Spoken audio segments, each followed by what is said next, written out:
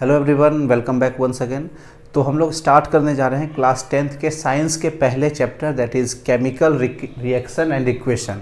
इस चैप्टर को हम लोग इस वीडियो लेक्चर में इंट्रोड्यूस करेंगे और धीरे धीरे और भी लेक्चर्स में इस पूरे चैप्टर को हम लोग कवर करने की कोशिश करेंगे। तो आइए समझते हैं हम लोग इस चैप्टर को कि केमिकल रिएक्शन एंड इक्वेशन में हम लोग पढ़ते क्या है, सो क्या पढ़ना होता है। तो चलिए चैप्टर को स्टार्ट करते हैं। देखिए, चैप्टर के नेम में ही there are two terms in the name of this chapter. One is chemical reaction and the other one is chemical equation. अब हम लोग बारी बारी से पहले यही समझ लेते हैं कि केमिकल रिएक्शन क्या होता है और केमिकल इक्वेशन क्या होता है। इसको समझने के लिए let's take an example. Suppose we have hydrogen and we have oxygen. अब ये जब हाइड्रोजन और ऑक्सीजन एक फेवरेबल कंडीशन में आपस में रिएक्ट किया, फेवरेबल कंडीशन का मतलब होता है कि क्लोज कांटेक्ट में हो, सूटेबल टेम्परेचर रहे, सूटेबल प्रेशर रहे, तो उस कंडीशन में जब ये आपस में रिएक्ट करता है तो इनके रिएक्शन करने से वाटर का फॉर्मेशन होता है, H2O का। अब इस रिएक्शन को समझते हैं पहले थोड़ा सा अच्छे से, तो हमको केमिकल रिएक्शन ज़्यादा अच्छे से समझ में आ जाएगा। जैसे आपको पता है कि हाइड्रोजन जो है गैसियस स्टेट में पाया जाने वाला सब्सटेंस है। रूम टेम्परेचर पर हाइड्रोजन गैसियस स्टेट में पाया जाता है, तो इसको लिख लेते हैं हम लोग, गैस के फॉर्म में पाया जा रहा है रूम टेम्परेचर पर। What about the oxygen? तो oxygen is also found in gaseous state at the room temperature, तो ऑक्सीजन भी गैसियस स्टेट में ही पाया जाता है।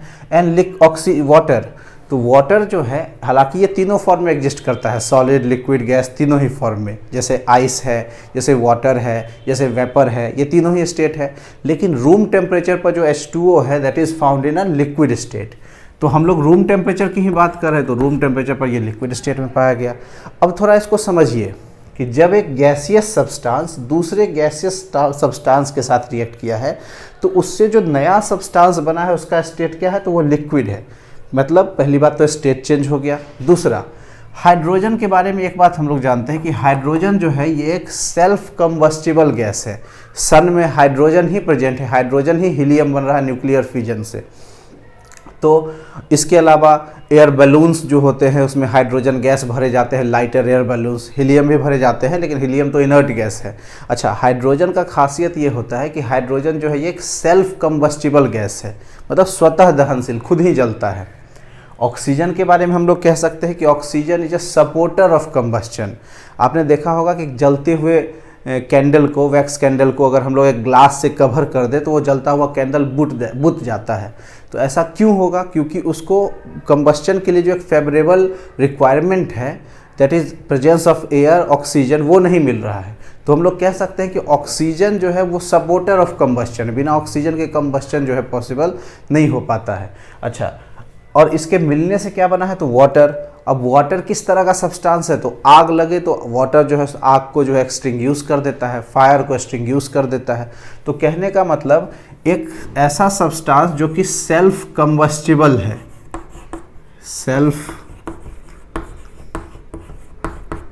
कंबस्टिबल है, वो एक ऐसे सब्सटेंस के साथ रिएक्ट किया जो कि सपोर्टर ऑफ कंबस्चन है, सपोर्टर ऑफ कंबस्चन है। लेकिन इनके मिलने से जो नए सब्सटेंस का फॉर्मेशन हुआ है दैट इज वाटर, वो एक फायर एक्सटिंग्यूशर है।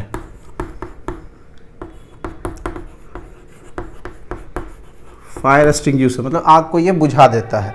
तो हम लोग कह सकते हैं कि एक जलने वाला सब्सटेंस, हाइड्रोजन जो खुद जलता है, एक ऐसे सब्सटेंस के प्रेजेंस में जो आग को जलाता है, मतलब जलने में मदद करता है। तो एक जलने वाला सब्सटेंस एक जलाने वाले सब्सटेंस के साथ रिएक्ट करके एक ऐसा सब्सटेंस बनाया जो आग को बुझा देता है। तो नए सब्सटेंस का फॉर्मेशन हुआ। एक और एग्जांपल हम लोग देखते हैं, जैसे NaCl, जैसे HCl प्लस NaOH, इनके मिलने से एक नए सब्सटेंस का फॉर्मेशन होता है NaCl प्लस H2O। इसके बारे में थोड़ा सा हम लोग समझते हैं। HCl जो है वो एक एसिड है, हाइड्रोक्लोरिक एसिड, दिस इज सार इन टेस्ट। दूसरा जो है NaOH, ये जो है एक बेसिक सब्सटेंस है, ये बिटर इन टेस्ट होता है।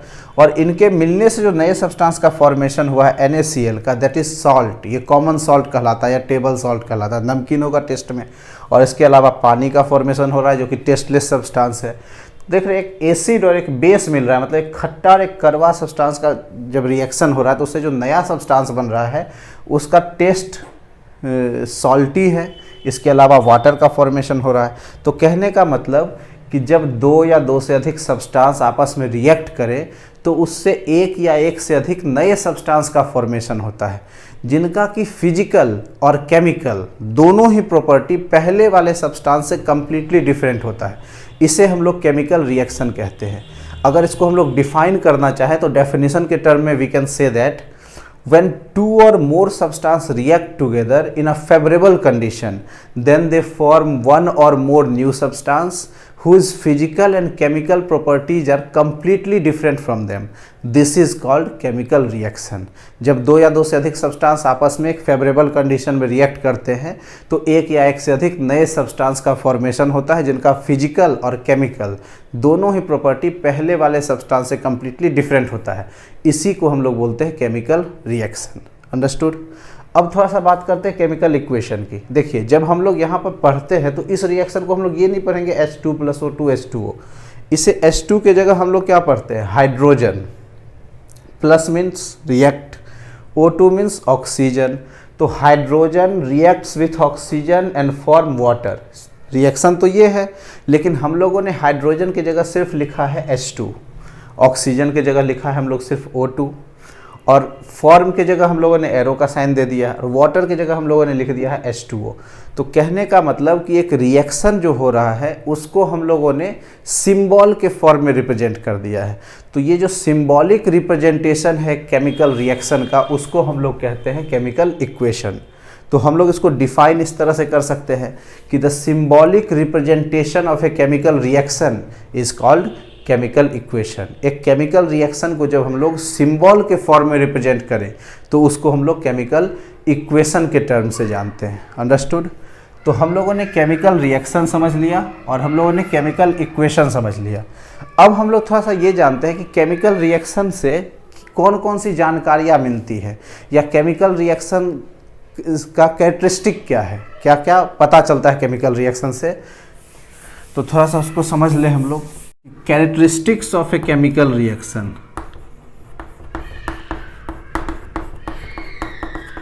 Characteristics of chemical reaction. Chemical reaction की विशेषताएं, केमिकल रिएक्शन से की क्या क्या विशेषताएं हैं, क्या क्या इससे होता है। तो बारी बारी से इसको समझते हैं विथ एग्जाम्पल। सबसे पहला केमिकल रिएक्शन का एक विशेषता है कि इसमें चेंज इन स्टेट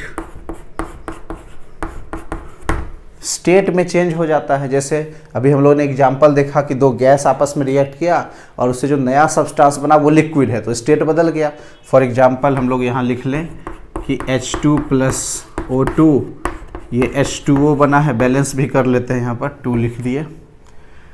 तो ये देखिए ये गैसियस स्टेट है हाइड्रोजन, ऑक्सीजन भी गैसियस स्टेट है, लेकिन जो वाटर बना वो लिक्विड स्टेट है। तो स्टेट चेंज हो गया है रिएक्शन में, रिएक्टेंट से जब प्रोडक्ट बना है तो जब रिएक्शन कंप्लीट हुआ है। तो दूसरा इसके अलावा और हम लोगों को क्या जानकारी मिलती, तो फॉर्मेशन ऑफ न्यू सब्सटेंस। एक केमिकल रिएक्शन जब कंप्लीट होता है तो उस रिएक्शन में नए सब्सटेंस का फॉर्मेशन होता है। अभी जस्ट हम लोगों ने ये देखा कि HCl, अच्छा एक्वस लिख लेते हैं क्योंकि एसिड वाटर के एब्सेंस में अपना एसिडिक बिहेवियर शो ही नहीं करता है। तो aqueous, AQ means aqueous, aqueous means पानी में घुला हुआ एसिड, ठीक है। Acid plus NaOH, sodium hydroxide, ये भी एक्वस फॉर्म में है। इसके रिएक्शन करने से जो फॉर्मेशन होता है सॉल्ट का, दैट इज़ पानी में घुला हुआ प्लस H2O। तो इसमें देखिए नए सब्सटेंस का फॉर्मेशन हुआ है, एसिड और बेस मिलकर के सॉल्ट और वाटर बनाया है, तो नए सब्सटेंस का तो फॉर्मेशन हुआ है। इसके अलावा तीसरा और क्या हो सकता है केमिकल रिएक्शन से, तो इवोल्यूशन ऑफ गैस। ऐसा हो सकता है कि जब केमिकल रिएक्शन हो रहा हो तो गैस का इवोल्यूशन हो, गैस उत्पन्न हो। एक एग्जांपल समझाते हैं, जैसे जिंक है, इसका रिएक्शन अगर हम लोग H2SO4 के साथ करा दें, सल्फ्यूरिक एसिड के साथ, तो इससे जिंक सल्फेट का फॉर्मेशन होगा एक्वस फॉर्म में, और साथ ही साथ हाइड्रोजन गैस जो है वो रिलीज होगा। तो यहाँ गैस का फॉर्मेशन हुआ, गैस इवॉल्व हुआ इस रिएक्शन में। इसके अलावा और केमिकल रिएक्शन की क्या कैरेक्टरिस्टिक्स है, तो change in colour,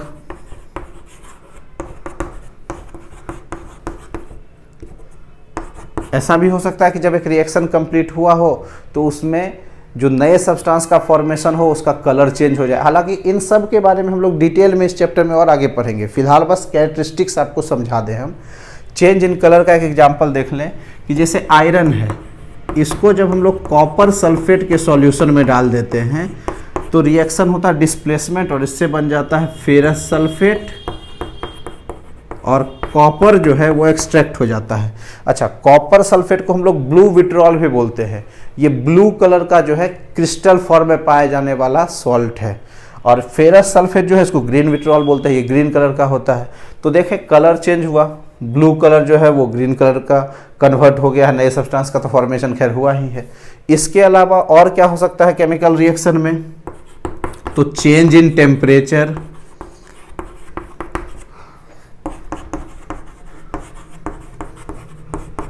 temperature change हो सकता है। टेम्परेचर चेंज का मतलब देखिए, on the basis of heat exchange, temperature के चेंज होने की बेसिस पर अगर देखा जाए तो रिएक्शन दो तरह के होते हैं, endothermic reactions and exothermic reaction. Indo means आना, एक्सो मीन्स जाना। तो ऐसा रिएक्शन जो जिसमें हीट एब्जॉर्ब होए, मतलब हीट के प्रेजेंस में जो रिएक्शन होता है उसको हम लोग इंडोथर्मिक रिएक्शन बोलते हैं। जैसे फोटोसिंथेसिस, जब हीट मिलेगा, सनलाइट मिलेगा तभी ये रिएक्शन होता है। जैसे decomposition of calcium carbonate CaCO3, इसका थर्मल डिकम्पोजिशन, मतलब हीट के प्रेजेंस में ही ये डिकम्पोज होता है, CaO + CO2 का फॉर्मेशन होता है। तो इस रिएक्शन में टेम्परेचर जो है हमारा मिल रहा है तब ये रिएक्शन हो रहा है, तो ये एंडोथर्मिक रिएक्शन है। इसके अलावा कंबस्चन में जैसे मीथेन गैस है, इसको ऑक्सीजन मिले तो ये CO2 + H2O बनाता है, और साथ में जो है हीट जो है रिलीज होता है।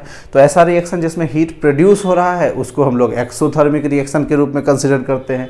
तो चेंज इन टेम्परेचर हो रहा है रिएक्शन में, या तो हीट एब्जॉर्ब हो या तो हीट रिलीज हो। अब जैसे सोप फॉर्मेशन, साबुन बनना, तो साबुन के बनने में हीट रिलीज होता है, तो वो एक एक्सोथर्मिक रिएक्शन है। इसके अलावा और क्या पता चल सकता है, तो एक फॉर्मेशन ऑफ प्रिसिपिटेट भी होता है, फॉर्मेशन ऑफ प्रिसिपिटेट।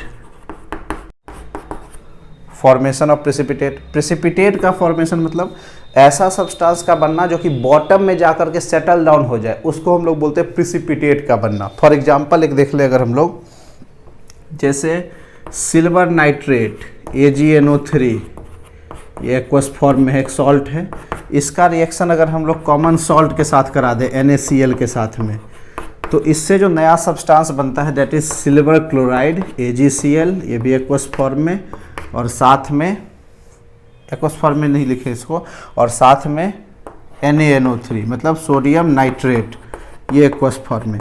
अब यहाँ जो सिल्वर क्लोराइड बना है इसको डाउनवर्ड एरो से दिखाते हैं, मतलब ये एक ऐसा सॉल्ट बना है जो बॉटम में जाकर के डिपॉजिट हो गया है। इसको हम लोग सिल्वर क्लोराइड को वाइट प्रिसिपिटेट बोलते हैं, उजला दही जैसा ये थक्का होता है, बॉटम में जाकर के डिपॉजिट हो गया, तो प्रिसिपिटेट का भी फॉर्मेशन हुआ। तो ये कुछ कैरेक्टरिस्टिक्स हैं जो कि केमिकल रिएक्शन के हैं, मतलब केमिकल रिएक्शन की ये सारी विशेषताएँ हैं। केमिकल रिएक्शन से स्टेट चेंज हो जाता है सब्सटेंस का, कि कोई गैस है तो वो सॉलिड बन जाए, लिक्विड बन जाए, नए सब्सटेंस का फॉर्मेशन होता है, इवोल्यूशन ऑफ गैस का फॉर्मेशन हो सकता है, कलर चेंज हो सकता है सब्सटेंस का, इसके अलावा टेम्परेचर में चेंज आ सकता है, प्रिसिपिटेट का फॉर्मेशन हो सकता है। तो ये सारी कुछ कैरेक्टरिस्टिक्स हैं एक केमिकल रिएक्शन की। अब इन सारे रिएक्शंस को अगर आपको अच्छे से समझ नहीं आ रहा है तो इन सब को हम लोग डिटेल में टाइप ऑफ केमिकल रिएक्शन में पढ़ेंगे ही, उसके लिए सोचने की जरूरत नहीं है। केमिकल रिएक्शन के टाइप में हम लोग इन सारे रिएक्शंस को अच्छे से समझेंगे, इन सब को कैसे लिखा है हम लोगों ने, वो सब हम लोग समझेंगे। अब आगे बढ़ते हैं फिलहाल टॉपिक पर।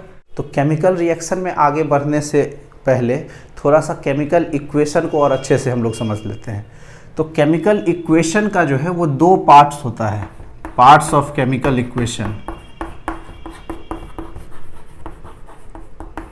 पार्ट्स ऑफ केमिकल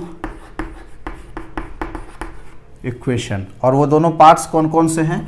तो पहला पार्ट इसको हम लोग बोलते हैं रिएक्टेंट्स, और दूसरा पार्ट जो है इसको हम लोग बोलते हैं प्रोडक्ट्स। अब रिएक्टेंट किसको बोलते हैं और प्रोडक्ट किसको बोलते हैं, थोड़ा सा ये समझ लेते हैं। फिर से वही एग्जांपल हम लोग ले लें, H2 + O2 गिव्स H2O वाला।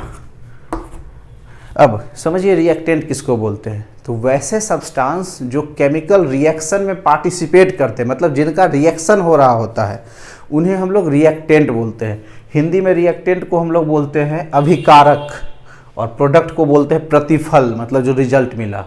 तो those substance which takes part in a chemical reaction are called reactants, and those substance which obtained during a chemical reaction are called product।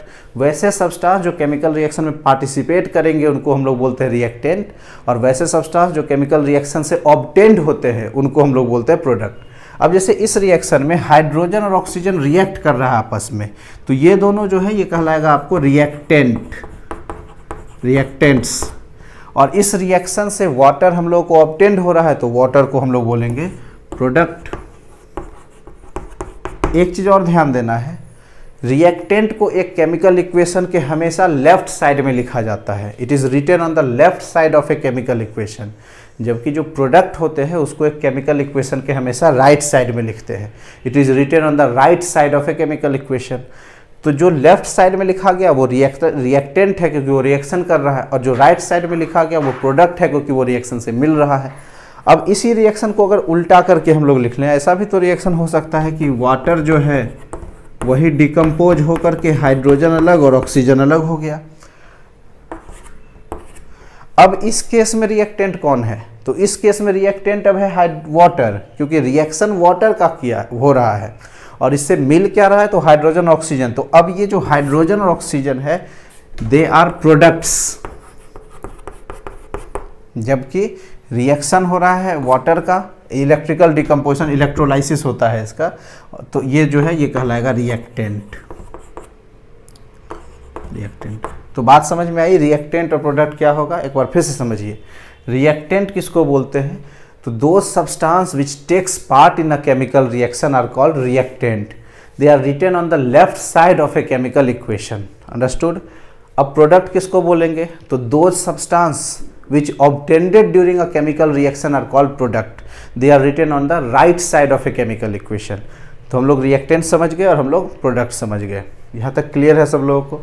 अब थोड़ा सा बात करते हैं कि इक्वेशन कितने टाइप का होता है, एक केमिकल इक्वेशन को कितने टाइप का हम लोग लिख सकते हैं।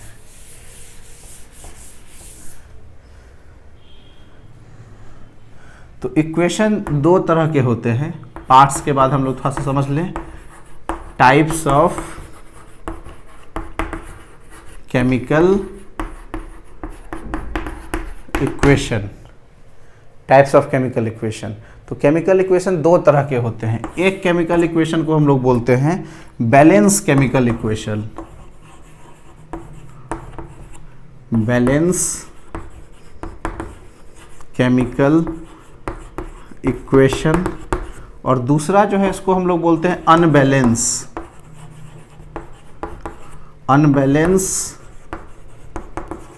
केमिकल इक्वेशन,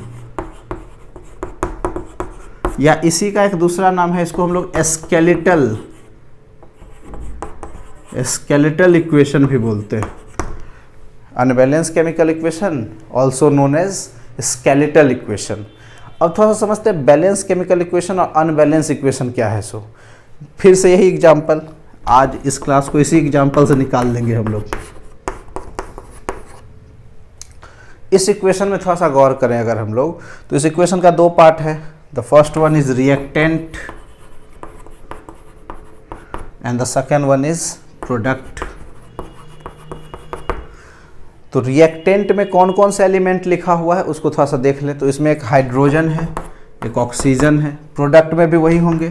अच्छा, इस बात को ध्यान रखना है हम लोगों को कि किसी भी केमिकल इक्वेशन में या रिएक्शन में जो जो एलिमेंट रिएक्टेंट के साइड में प्रेजेंट होते हैं वही एलिमेंट प्रोडक्ट के साइड में भी होगा।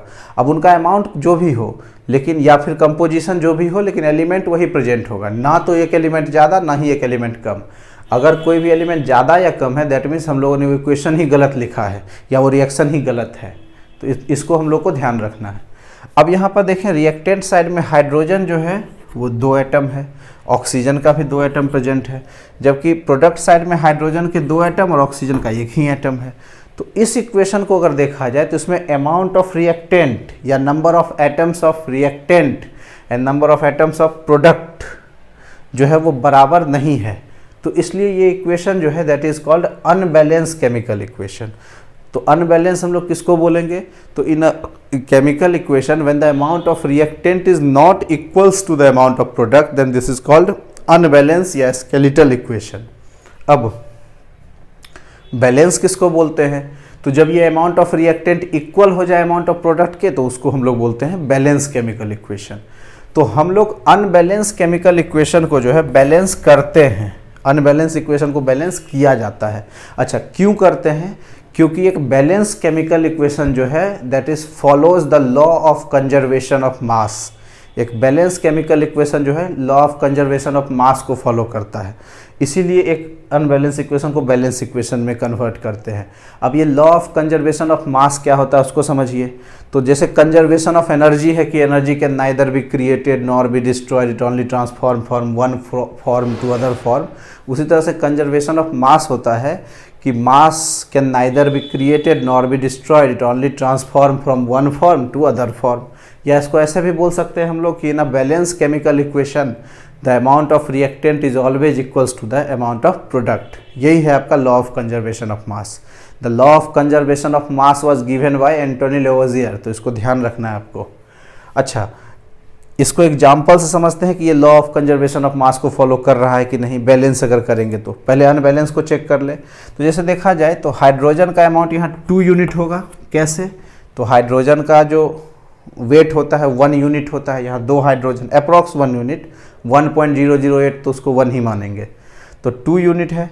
ऑक्सीजन का वेट जो है दैट इज 16 यूनिट और ऐसा 2 एटम है तो 16 × 2 तो 32 यूनिट ऑक्सीजन का वेट है। अब इससे वाटर का मॉलिक्यूलर वेट निकाल सकते हैं हम लोग, मॉलिक्यूलर मास बोले जो भी बोले, तो इसको अगर हम लोग मल्टीप्लाई कर दे तो ये हो जाएगा 1 × 2 और +16 देयरफॉर 18 यूनिट। अब रिएक्टेंट साइड में देखिए 34 यूनिट वेट है, जबकि प्रोडक्ट साइड में ओनली 18 यूनिट वेट है। तो ये बैलेंस जो है ये नहीं है। तो जब बैलेंस नहीं है तो इसको हम लोग बैलेंस करेंगे, और जब करेंगे तो ये अमाउंट बराबर हो जाएगा। अब बैलेंस करते कैसे? तो पहले तो एग्जांपल दिखा दें एक बैलेंस इक्वेशन का। अगर इसी को इक्वेशन को बैलेंस कर ले तो आप देखेंगे कि इसका अमाउंट बराबर हो जाएगा। देखिए यही H2 + O2 H2O, यहाँ बैलेंस करने के लिए 2 लिख दिए, यहाँ 2 लिख दिए। अब थोड़ा सा वेट चेक करें तो हाइड्रोजन का वेट 2 × 2 तो 4 यूनिट प्लस ऑक्सीजन 32 यूनिट, तो टोटल मिला करके 36 यूनिट रिएक्टेंट का वेट है। जबकि वाटर का 18 यूनिट वेट होता है × 2 तो ये भी 36 यूनिट हो गया।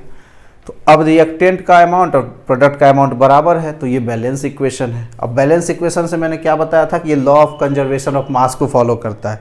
साथ ही साथ हम लोग एग्जैक्टली ये बता सकते हैं कि कितने रिएक्टेंट्स मिलकर के कितने प्रोडक्ट का फॉर्मेशन कर रहे हैं। इसको हम लोग केमिस्ट्री के टर्म में ऐसे पढ़ सकते हैं कि 2 mole hydrogen reacts with 1 mole of oxygen to form 2 mole of water.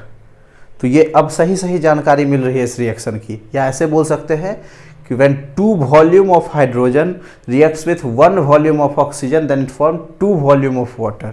तो ये सही जानकारी है क्योंकि ये इक्वेशन बैलेंस है।